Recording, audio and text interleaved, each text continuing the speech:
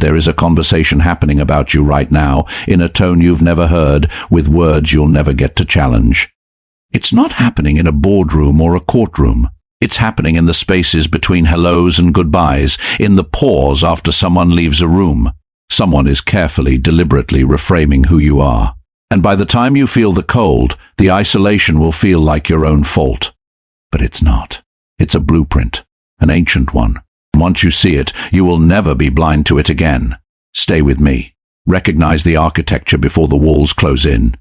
The predator in your midst doesn't arrive with a snarl.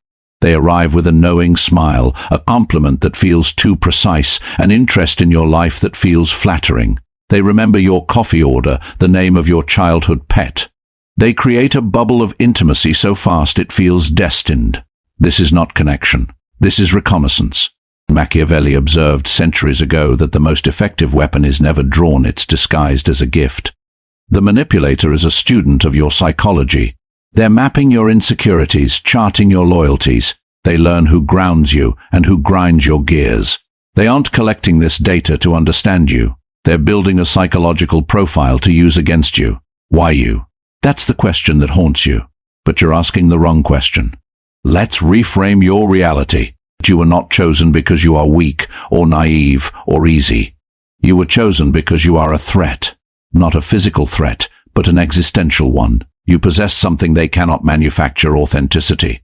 Perhaps people naturally gravitate towards you. Perhaps your competence is quiet but undeniable. To the manipulator, your genuine presence is a mirror reflecting their own emptiness, and they will shatter the mirror before they look at themselves. They don't invest this much energy in someone insignificant. They don't plot against the powerless. If someone is systematically dismantling your reputation, it's because your reputation was eclipsing theirs. This is not about a mistake you made. This is about the light you emit. Your growth was the offense. Your potential was the provocation. Let that sink in. You didn't do something wrong. You did something right, and it made you a target. Your growth was the offense. Potential was the provocation. Now, let's look at the mechanics of the isolation. The manipulator doesn't shout lies from a rooftop. That's too risky. Instead, they become a curator of doubt. They use fragments of truth, twisted just enough to fit a darker narrative. They might say to a friend, "I'm just worried about them. They seem so different lately." They say to a colleague, "I hate to mention it, but did you notice how they took all the credit?" They never indict you directly. They plant a seed and let the other person's imagination water it. This is triangulation. They place themselves as the concerned, reluctant messenger, the neutral party who is just trying to help. Meanwhile, every conversation they have about you is a brick in a wall being built around you. They isolate you in phases. First, they create a sliver of distance between you and your closest ally. Then, they widen it. Then they move to the next person. By the time you walk into a room and feel the atmosphere change, the politeness that feels like pity, the inclusion that feels like a formality, the structure is complete. You are standing alone in a cage you never saw being built. But now you see it, and seeing it changes everything. This is where instinct betrays most people. When you sense the shift, your first urge is to fight back, to confront, to explain, to send that long message setting the record straight. You want to pull people aside and plead your case. Resist this. That is the exact trap they have laid for you. If they painted you as unstable, your anger confirms it. If they painted you as dramatic, your lengthy defense confirms it. If they painted you as paranoid, your suspicion confirms it. You become the character they wrote for you. The first countermove, therefore, is the opposite of instinct. It is strategic silence. Not the silence of defeat, but the silence of discipline. You say nothing. You explain nothing. You let the accusations hang in the air unanswered. This creates a vacuum, and a vacuum creates pressure. The manipulator was counting on your reaction to validate their narrative. Without your reaction, their script has no climax. They are left performing to an empty house. Your silence isn't passive, it's a power play. It buys you time, space, and most importantly, it preserves your energy for what comes next. The second countermove is to become an equation they cannot solve. The manipulator's power relies on predictability. They've studied your emotional triggers like a pilot studies a control panel. They know which lever makes you angry, which dial makes you sad. Your emotions have been their remote control. It's time to take the batteries out. You must become unreadable. This isn't about hiding your feelings, it's about mastering them. When they deliver a barbed comment designed to sting, your face remains a calm horizon. When a friend relays a nasty rumor, your breathing doesn't change. You become a locked door. They will push harder. They will escalate, hoping for a flinch. Let them find nothing. A manipulator who cannot read you cannot strategize against you. They are suddenly flying blind in terrain they thought they knew. This unnerves them more than any outburst ever could. You are no longer a player in their game, you are an observer watching them play alone. A manipulator who cannot read you cannot strategize against you. The third countermove is to refuse to disappear. When people are under social attack, they often shrink. They stop showing up. They avoid the room. This is the manipulator's silent victory. They didn't just turn people against you, they made you turn yourself away. You will not do that. The third move is strategic visibility. You show up. Not with desperation, not with forced laughter, but with calm, grounded presence. You produce. You deliver.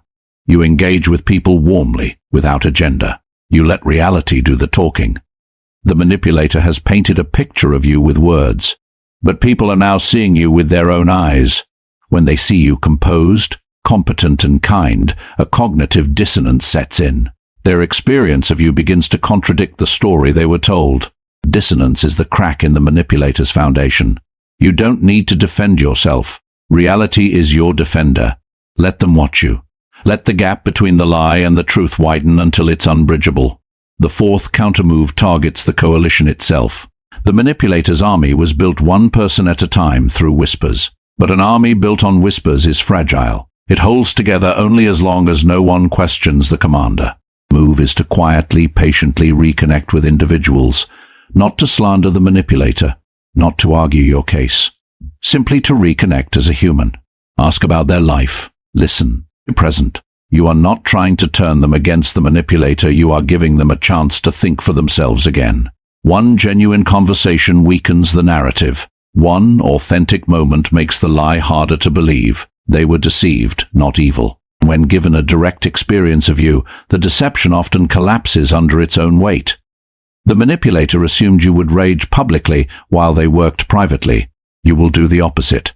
You will move in silence, rebuild bridges quietly, and watch their constructed isolation crumble. The fifth countermove is surgical and elegant.